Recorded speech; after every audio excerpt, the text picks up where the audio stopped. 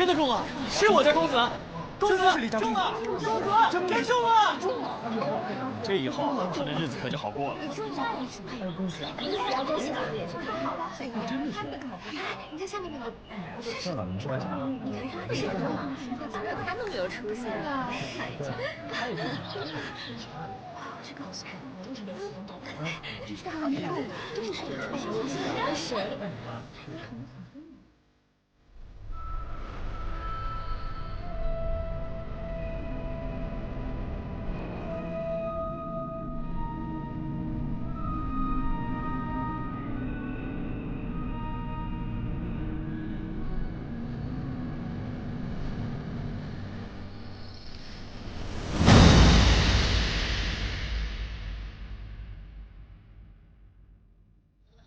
公子，夫人叫您吃饭呢。公子，公子，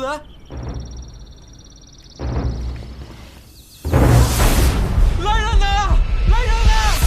不好了，公子他来人呐！不好了！我的儿啊！你死得太冤呐！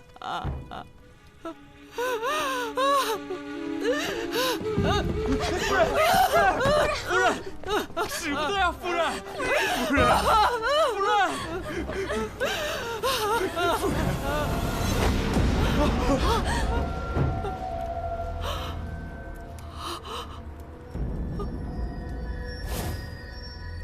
这是公子的衣服，怎么会落下来呢？天哪！儿啊！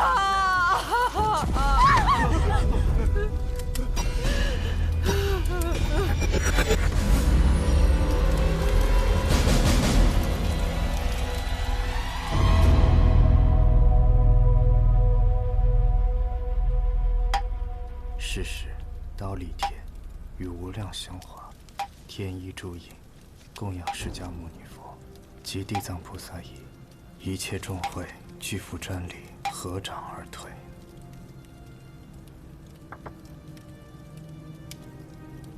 夫人宽心，小僧已为杜公子诵经超度，公子当以往生极乐。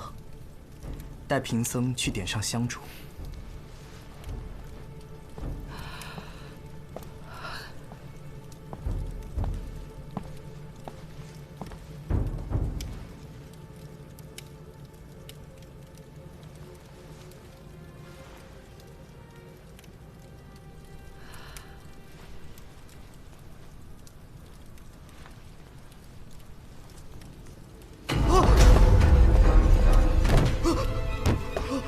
夫人，快来看看！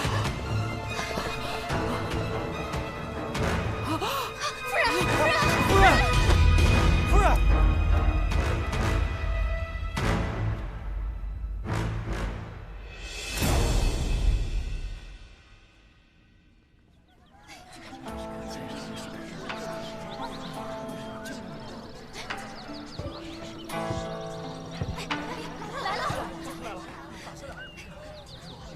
老规矩，前2位免费，后面不管多少位，算不准，一概不收钱。这位姑娘请坐。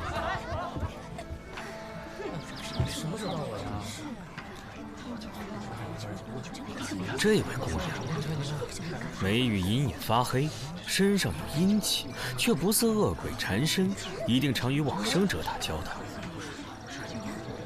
可否借我手一看呢？到底找不找着？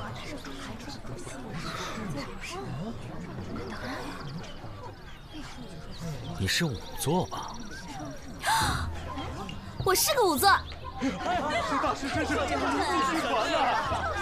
太厉害！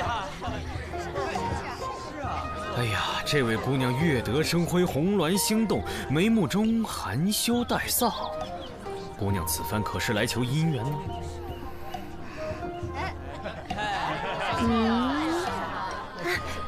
这件事情只有我跟家父知道，从未向人提及。您是怎么知道的？上规天道之法，不可说。排累了就进来坐会儿吧，有席上的好吃的好喝的，来拿个号。来，里面没位置了啊！几位客官，往里边请。哎，照顾好了。好嘞。帮忙叫个号。快点儿。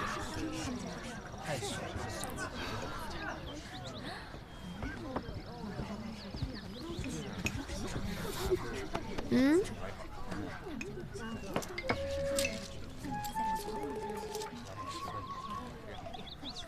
下一个。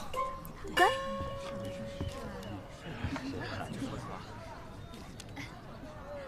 先生，帮我打一卦吧。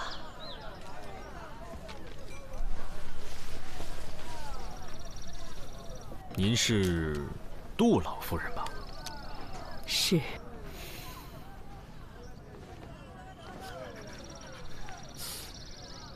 白发人送黑发人，唉，您老千万别悲愁垂涕，节哀顺变吧。不瞒先生，我那过世的儿子又回来了。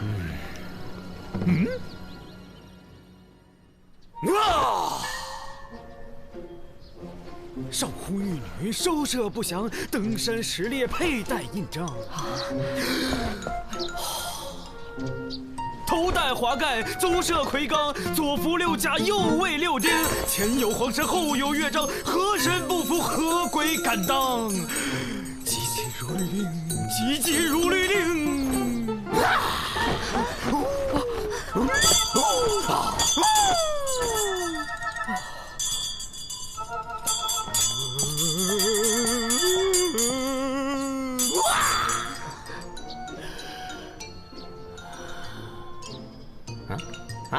什么？啊，好吧。什么？哎，这都是我分内的事，你安心走吧。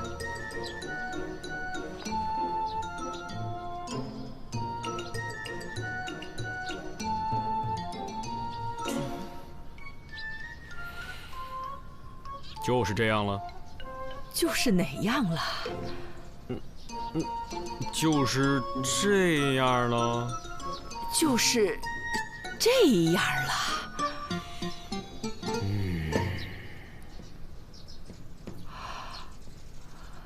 杜公子迟迟未出现，必是已经安心投胎了。夫人，这是好事啊。哦，阿弥陀佛，还不快给大师拿酬劳！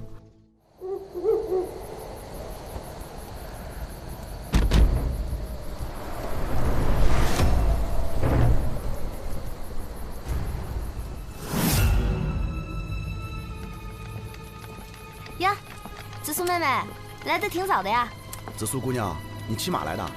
我来的时候他就在这儿了，我看他一直在这徘徊。我猜，死者应该是他的主人，尸体就在后面。啊！死者的身份确认了吗？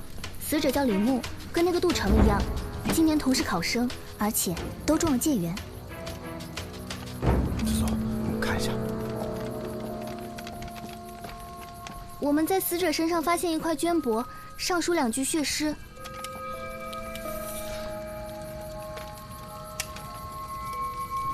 纵使东巡也无益，君王自领美人来。这不过是凶手的障眼法，为了混淆视听罢了。这样，就可以把一切罪责都推给鬼魂了。但我查看过这2人的考试记录，水平相差甚远。啊？这么说来，真的是那杜成回来索命的？实际情况是，这个李牧作答相当漂亮，反倒是那个杜成全篇离题千里，2人之间根本不可能存在抄袭现象。这李牧会不会和其他考生？他的答卷独1份，今天赚大发了。哎，那尸体真的是太厉害了。怎么了？哎，别说！哎呀，我说，别说！哎呀，我听不了这个。你说。这尸首分离，头颅和身上都有皮肉伤，应该是在骑马的过程当中，先被斩首，然后坠马的。他是在马上被斩首的，还是跌落下来以后被斩首的？如果是先坠马的话，那头颅应该就在附近啊。可如果是在马上被斩首的话，就如我们所看到的这样，身首异处啊。马上被斩首。从伤口的擦伤程度来看，这马奔跑的速度应该相当的快。在那个速度下，若想偷袭得手，出刀的力量、速度和准头缺一不可。凶手必是江湖上1等1的高手。你想啊，死者的头颅。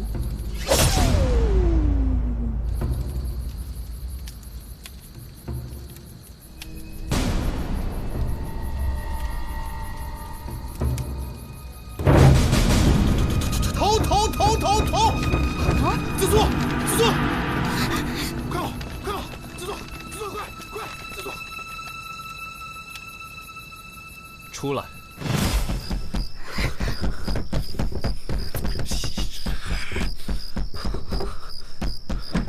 大晚上的不请自来，什么意思？你千万别怕啊！有我呢！我告诉你啊，所有的鬼都怕我，放心好了。怎么了，你们两个？我真见鬼了！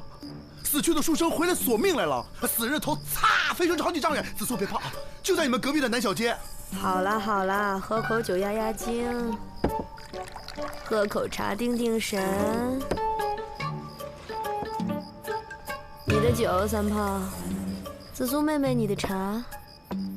我去睡了，走的时候把门带上。干嘛？贪收费。知道了。这茶，1杯茶1杯酒啊。四娘，你家的茶好辣。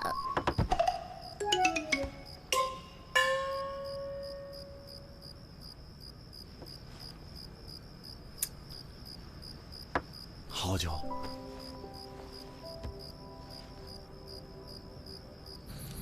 出来。小的是李牧家的家丁。今天夜里，你可有发现什么异常没有？小的早就伺候公子睡了，可是后半夜听到公子的房间里有响动，接着公子就跑出门，径直走到马圈，骑着马就冲出去了。公子好像魔怔了一样，小的还听他不停地喊着什么“冤魂索命”啊！公子真的是被恶鬼缠身了。你家附近就只有这一条小路吗？啊！你在上面干嘛？你管我？我登高望远，思路比较开阔。我问你，死者生前可与同住宣阳坊的杜成认识？我们家公子跟杜成是同窗，曾经拜在一个先生门下，不过这也都是3年前的事儿了。那这3年间，他们之间来往的多吗？以前时常一起吟诗作对，后来也不知道咋回事，来往就不多了。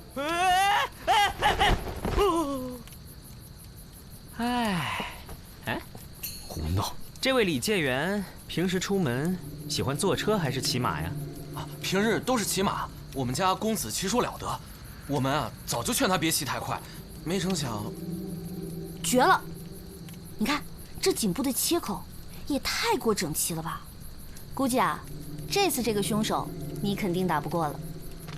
什么意思？你看这个切面多漂亮啊！别说在马上，就是死者站着任由你砍，你能做到吗？这个人力大无比，他可真是一刀下去。能一刀取人首级者，能有几人？既然死者是在马上被斩首，说明这个凶手的身长恐怕也异于常人呢。夜叉在世也不过如此了吧？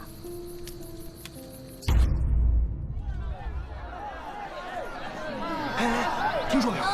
那个落马上吊不成了，昨天晚上黄昏索命，杀了介元李牧，还把人头给割了。哎呦，还有这事儿！不止如此，还留了一首血诗呢。纵使东巡也无益，君王自领美人来。君王就是考官呐，美人就是李牧。意思是李牧为了考官舞弊。八部。小二，来壶花茶。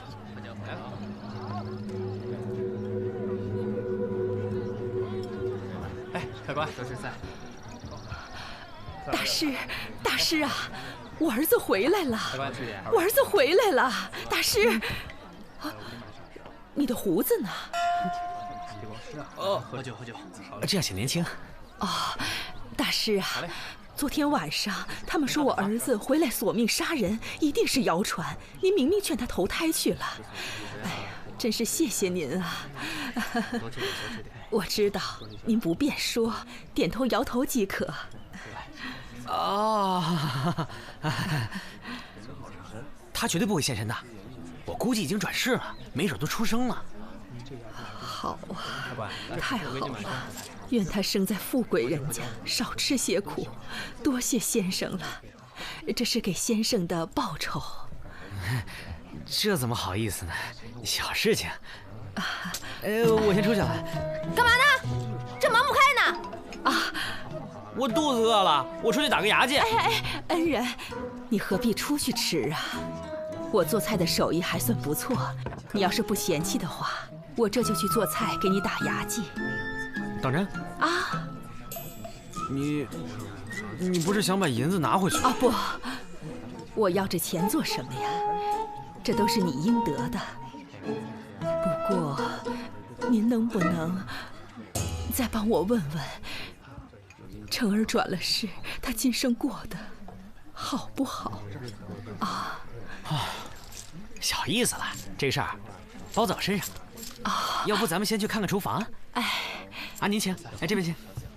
我是西域人，口重，酱油佐料您只管多放啊。四娘，你可知道这长安城有哪些善于刀斧的人？长安城最善用刀斧的人，就站在你面前。那你可有把握，一刀就把人头砍下来？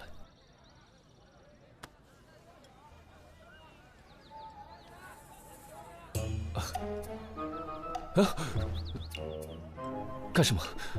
我就是让你看看，我这是吹弹可破的肌肤，还是硬邦邦的铁疙瘩。我要是能一刀斩断人头，我就去刑场了。我还在这儿干嘛？刚才已经都打探过了。昨天夜里啊，长安城里那几个刽子手都在一起喝酒，在畅谈那个如何能让人死得更愉悦。四娘，最近长安城里有没有什么外来的能人异士啊？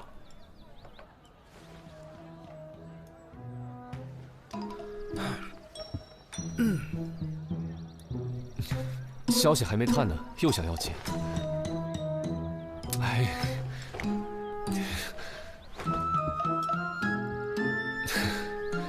好吧。老板娘，有黄酒吗？我腌肉用。有的，我去拿。老大，我们就不应该来，不应该带钱来。客官，里面请。您的菜。姑娘这是怎么了？小二，没事吧？喝醉了，怎么叫也叫不起来。这位官人，您是？大理寺少卿李治。二位客官慢走。你可知道你儿子跟李牧的关系？以前成儿和李介元是同窗。近日他们有无局语？这个老身就不知道了。你这次是来探案，不是跳大神的。知道了啊。几位官爷，慢慢看吧。要没什么事儿，小的先行告退了。去吧。等等。去把那些显字的纸钱拿给我。好。不是，老大，我突然好热啊，我出去凉快凉快啊。站着。不是我三炮上房。好嘞。你去哪儿？上房啊。这儿怎么了？看看这火盆的上方，这梁上有没有铁环之类的东西？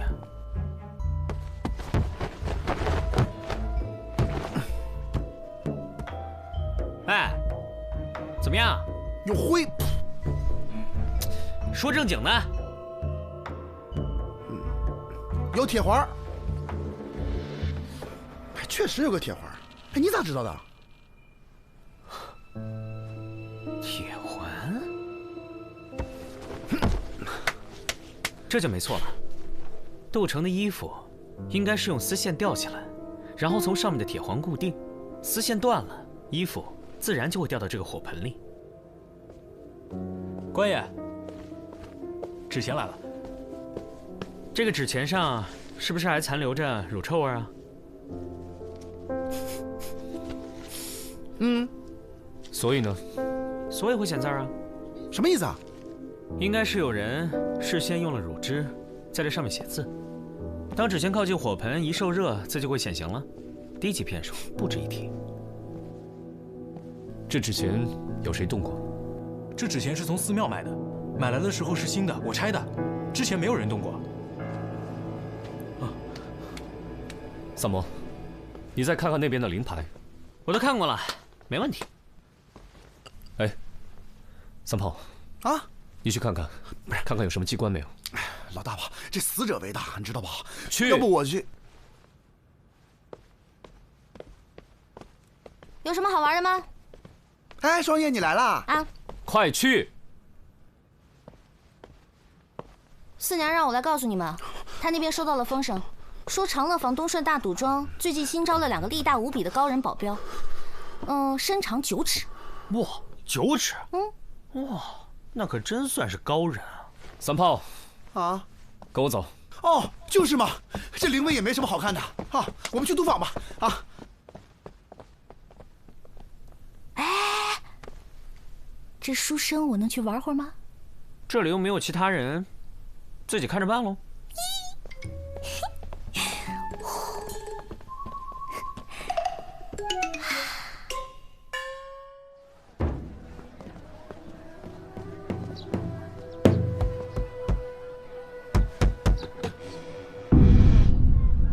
搞啥子嘞？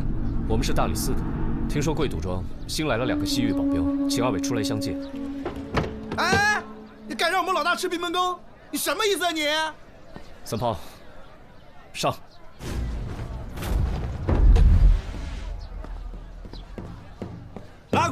哪个喊你们进来的？不想活了噻？干啥子？啊！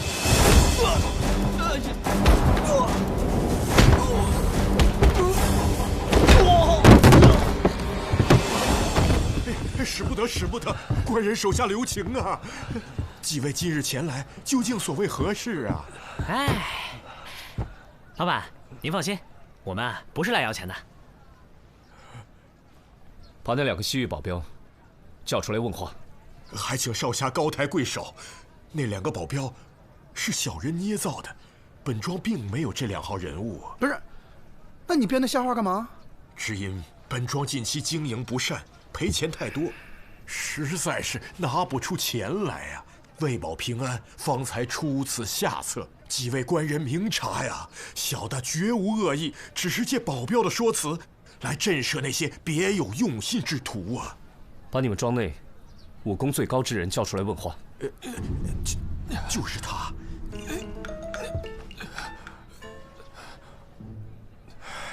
你之前拿杜城和李牧开赌盘，押错注才输得那么惨，难道开盘前没有跟那杜李2人联系好吗？哎呀，官人们呐，这次小的是当真没有联系过那2人。但我在开局前呢，把2人的诗作找来对比，确认那杜城的才华远非李牧所能及，所以我就特地做了一番挑选，在李牧的作品中差中选优，杜城的作品中呢就优中选差，然后供投注者对比参看。所以，你误导赌客们投注李牧，却没想到李牧会中解元。是啊，谁料到那李牧竟然事先买通了考官，提前得到了考题。那李牧为了铲除进题杜城，就假作好意，告诉了杜城错误的题目，那杜城才遗憾落选呢。我问你，我去，你当真觉得，如果凭实力的话，杜城能赢过李牧？小的以性命担保，那杜城才华盖世，李牧绝非对手。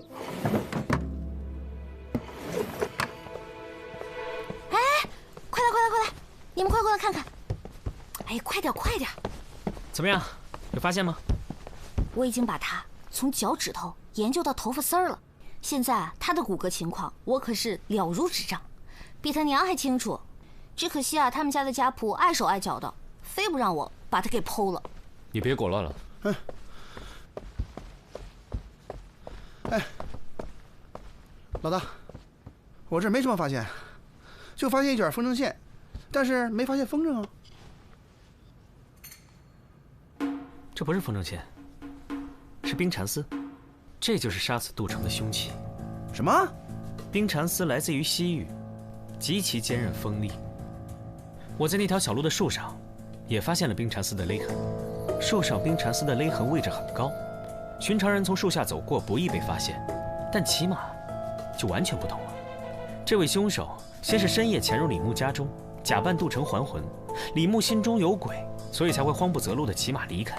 而他家门口只有这么一条小路，他身上的擦伤证明他当时骑速极快。经过那棵树时，李牧的头颈被冰蚕丝瞬间割断。我安排三炮暗中搜查几位当事人的房间，有了物证，再想查真凶，自然就易如反掌。那真凶就是杜老太太啊！当初她到我们店里找萨摩算命，目的是为了让我们把一切都往鬼魂夺命上想。这些显字的纸钱也是她之前预备好的。她利用丝线把衣服吊起来，衣服就会掉下来。还有，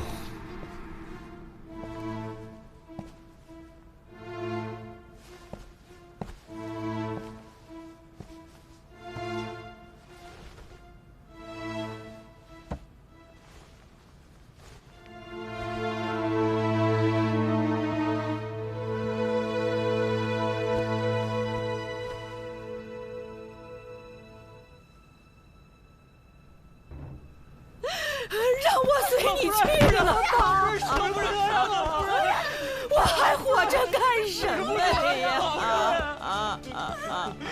杜老太趁人不备拔掉了护手，使衣服掉了。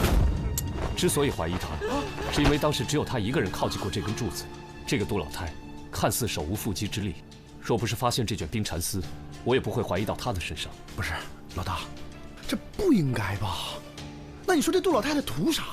等等，快来看我家程程。程程？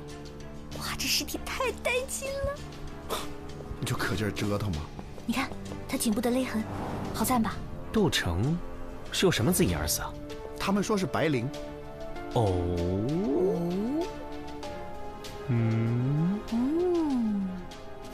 咋了？难道死因有变？杜城不是自缢而亡，而是死于他杀。他的脖子上叠了2层伤痕，位置相同，所以不易被人察觉。仔细看，会有细微差别，一条是粗糙的麻绳，一条是齐整的白绫。我感觉这是一起连环杀人案。那个杜老太太怎会杀自己儿子？老大，你又说错了。三炮啊，再去查一下2个死者之间的关系。好嘞。哎，我让你去了吗？去吗？去吧。去。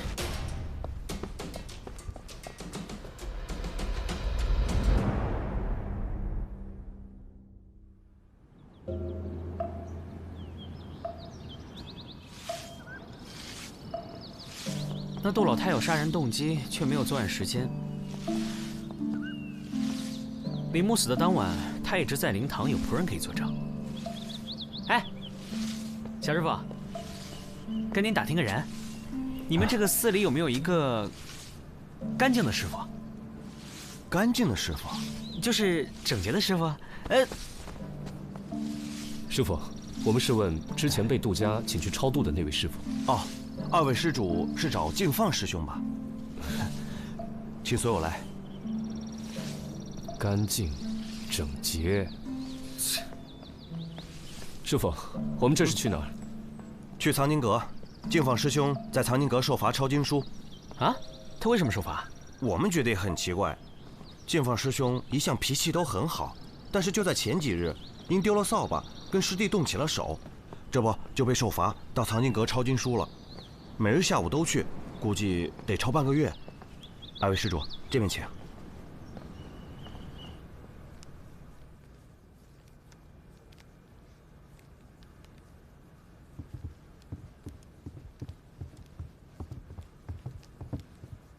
师兄，有2位施主求见，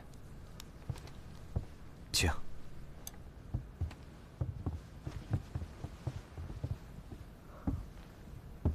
阿弥陀佛。敬放师傅，我们呢正在调查一起谋杀案。哦，前几日我们在杜家见过的。你是那日招魂做法的术士？没错。能不能给我讲一下，那天你在杜家看到的情形？贫僧走进灵台的时候，听到有细碎的声响。起初只顾着燃烛，并没有在意。后来那声音越来越快，越来越急促。那时贫僧身边并没有人，循声后才发现，原来是灵台上凭空出现了字，一点点的，还血淋淋的，就像是有个鬼魂，攥着刀，蘸着血在刻字一样。我听说前几日你都在抄写经书，那么忙，怎么还有时间去杜家帮忙啊？方丈把抄写经书的时间放在午膳后，那日夫人倾城来请，并无妨碍。你好好回忆一下，当日那个灵堂，可有什么异样？冤魂显灵，戾气冲天，唯愿逝者早登极乐。阿弥陀佛。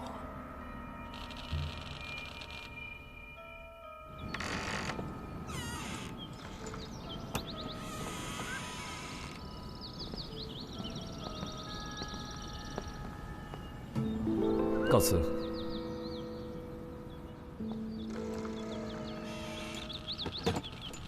2位施主，外边有人找你们。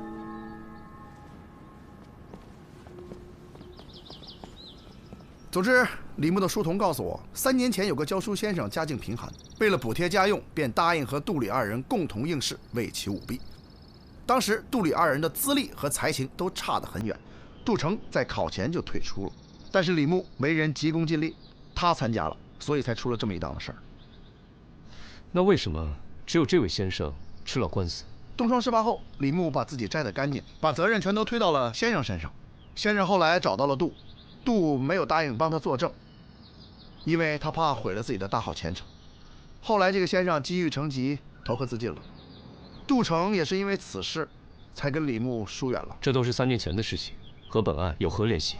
他先生是死了，但是先生留了一个儿子，现在已成了孤儿。也就是说，如果这孩子还活着，为父报仇也说得过去。我们去找子苏吧，让他查查当年的卷宗，看还能不能找到这孤儿的下落。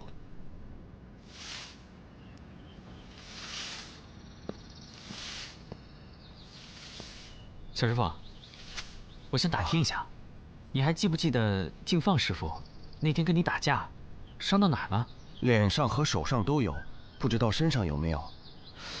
那是抓伤呢，还是淤伤？淤伤和抓伤都有，但不过恢复得很快，现在都差不多好了。哎，那你还记不记得他跟你打架是几日啊？是9日前的晚上。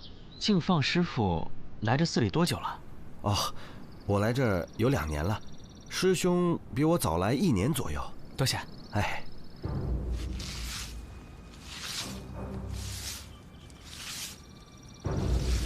我们可以去逮捕敬放了。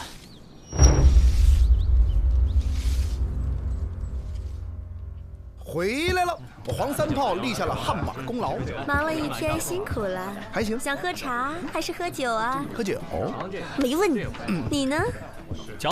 好，咱们喝酒。子苏呢？喝多了，楼上歇着呢。咦？杜老太太去哪儿了？在这待了1天，回去休息了。回去了？她不是答应要给我做好吃的吗？她不给你做好吃的，我给你做好吃的呀。你怎么？给你点颜色，你就开胭脂不是吧？赶紧跟我说说案子。包子，卖包看看。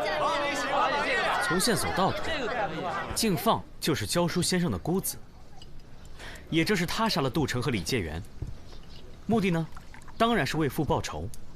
为什么？你没有把过程告诉我们呀？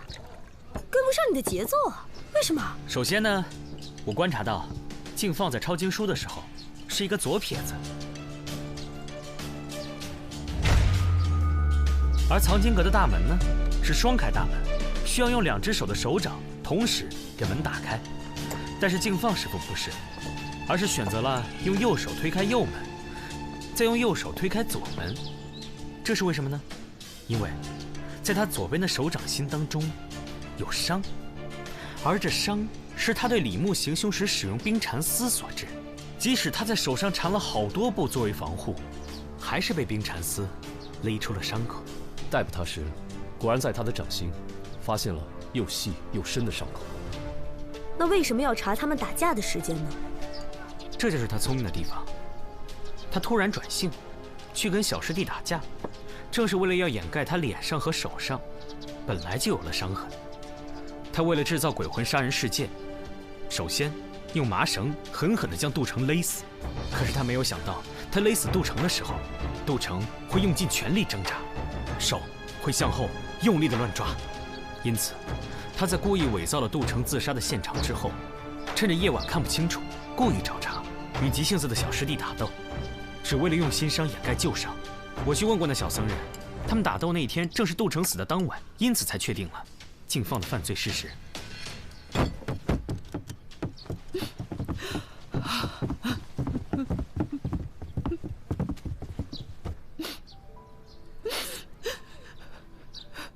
你刚才说，我儿子不是自杀，而是他杀。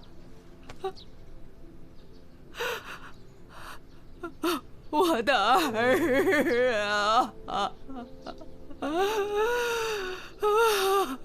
如此说来，这一切都是敬放设计好的。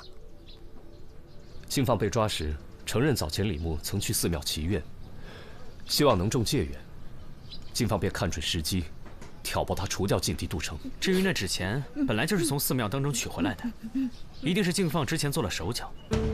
至于灵位，应该是他事先备了一块涂了当归、雄黄与奇楠酒的牌子，点上香烛，奇楠酒遇热挥发，奇楠粉与当归和雄黄发生反应，灵牌变色。不过，我还有个问题没想明白。可是案件到这里，思路清晰，证据确凿，还有什么问题吗？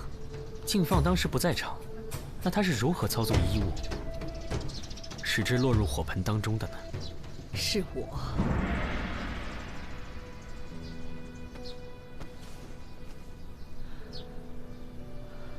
成儿走了以后，敬放找到我，表明了身份。他还告诉我，成儿并非落榜自缢，而是被李牧所害。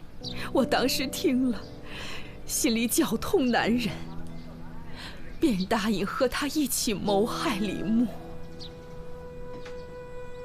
我初次到这里来求你们做法，也是他授意的。他说，只有这样先做铺垫，才能洗清干系，才能制造鬼魂杀人的舆论。设计纸钱、衣服，还有特别请敬放来做法，都是为了让大家误以为是成儿还魂，扰乱视听，以便洗清我们的嫌疑。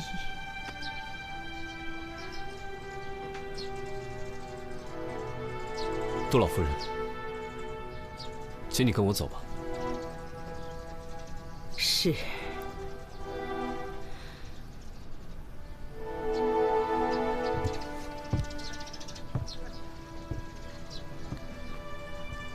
这坛酒送给紫苏姑娘。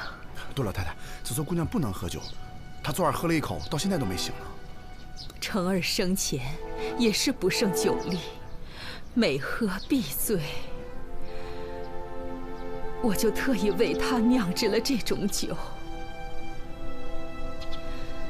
酒香浓郁，喝多少也不上头。可成儿还是没命喝它了。愿他来生的娘不会像我这么老糊涂，就把他送给紫苏姑娘吧。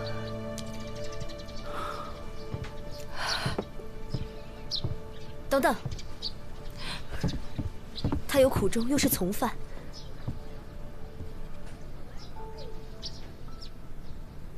放他一马。